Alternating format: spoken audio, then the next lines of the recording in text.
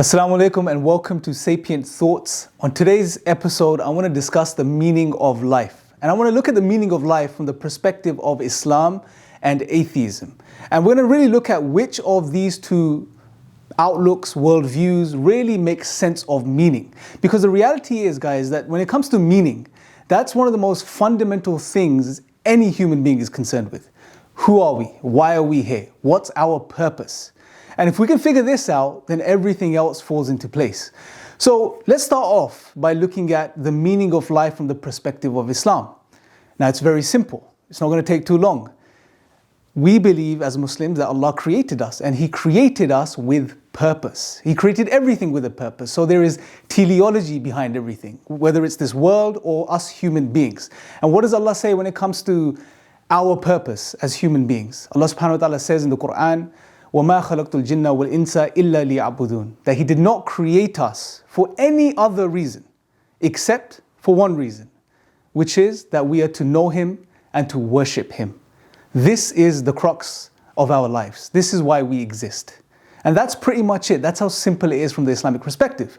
But now if we look at it from the perspective of atheism, and before we get into what life means on atheism, let's just quickly break down what we mean by atheism. Now, if you look at the Oxford Dictionary or the Cambridge Dictionary, the definition is very clear. It's the theory or belief that God does not exist or gods do not exist, right? Now, the reason I'm clarifying this because I know many atheists, when you try to define atheism for them, they take offense.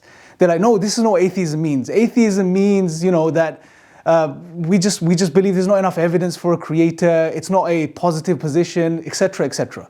But according to the dictionary definitions, this is what it means, and this is what we're going to stick with and go with here. So, atheists claim that there is no God, there is no creator. Now, what does this mean? This means that everything that exists, this entire world, this entire universe, us human beings, everything is just one big accident. It's like spilt milk. And the universe came into existence by chance. And whatever has now then proceeded to happen within the universe is also by chance. It's also accidental. It's like when milk spills on the table, some of the droplets eventually make their way and fall off the table, and some are licked up by the cat, right? So that's the reality on atheism in regards to this world. It has no meaning. It's all pointless. And therefore, our very existence, we exist within this world, within this universe, we too have no meaning. There is no purpose behind our existence. We're just accidental beings that happen to have emerged on this planet. So when it comes to the question of what is the ultimate meaning of life, there isn't any. We don't have a purpose. We have no meaning. And this is where we have to sort of define something here. Now, the philosophers normally like to break this discussion of meaning into two parts. They discuss the meaning of life and the meaning in life. And most philosophers like to delve into the discussion of the meaning in life because obviously that's easier to deal with, especially from a materialistic, naturalistic perspective. When it comes to the meaning of life, well, that's done and dusted. There isn't any. And this is why we find individuals like Richard Dawkins, when he addresses his community and he addresses people, he normally says, well, look, most likely there is no ultimate meaning behind life. However, we can make meaning up for ourselves. We can give ourselves meaning. And this is what most atheists do. But what's really interesting is that if we go a little bit further back in time, if we go to the 19th and 20th century, the existentialist philosophers, who I believe did somewhat of a better job than the atheists are doing today, they also took up this question. What is the meaning of life? And they quickly concluded that there is no ultimate meaning. However, we have to now try to somehow provide meaning to human existence. Why? Well, because it's fundamental to us. It's a part of our very nature. We seek out meaning as human beings.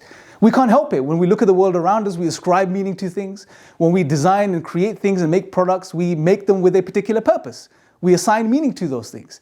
But when it comes to our very existence, there isn't any meaning. It doesn't really add up. So they tried, the likes of Nietzsche, the likes of Albert Camus, Jean-Paul Sartre, all of them tried to provide some sort of alternative here. But what they ended up with was the absurd, as Albert Camus put it. The idea, when he referred to the absurd, he referred to the idea that on one end, we recognize that there is no ultimate meaning to life, but at this very same time, we can't help but seek out meaning. And we're stuck in this type of quagmire and this confusion as human beings. He even went as far as saying in one of his books that, the meaning of life is whatever keeps you alive, as long as it keeps you going. So, coming back to the point that if you look at life and you look at the world in the absence of God, in particular from the perspective of Islamic theism, if you put all of that aside, then life has no meaning. We're just here, and we're just here by accident, and we're here for no reason. Now, I don't know about you, but most atheists think it's sufficient to say, fine, no ultimate meaning of life, who cares? Let's just make up meaning and get along. Let's just make up meaning and keep going. Well, that may work for some for a while, right? You can tell yourself you want to be a doctor, an engineer, you want to do charity work, you want to change the world for a bit, to make it a better place, etc., etc. That's all good and well. But as soon as someone sits down and takes a moment and really thinks about this, and they really sort of play with these ideas that, okay, my life has no ultimate meaning. It's pointless, and I know these words sound quite crude, but this is the reality. It's pointless, but at the same time, what I'm going to do is I'm going to make things up for myself. You know, just like children like to play dress up, they like to dress up as Superman, Batman, etc. That's what you're essentially doing. I'm going to make up purpose for myself. Now, the question I have for you is, well, what does that even mean? Why even, if everything is meaningless, what's the meaning behind making things up for yourself?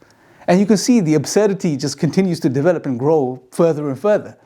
So I want to conclude by just suggesting two things to you, or one thing to you, which is that if you've really sat down and thought about the meaning of life, as most people have, especially during this COVID-19 outbreak, something I want you to do is, I want you to just, if you can, take some time and read the Quran.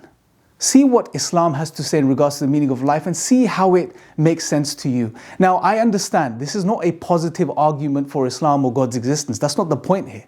What I'm trying to highlight and show you is that Islam has utility from the perspective of our existence. It makes sense. It fits like a glove perfectly when it comes to us human beings. It has the answers to all of the questions that the philosophers have asked throughout the centuries and all the questions we ask ourselves today. And read it and see what it says. And I would say, maybe not a logical, powerful, philosophical argument for the proof of Islam. However, this acts as a sign. It's a sign that a book that was revealed over 1400 years ago to a man in a desert has the answers to all of your questions, including the most fundamental questions that are related to your very existence. Thank you for watching. Assalamu alaikum.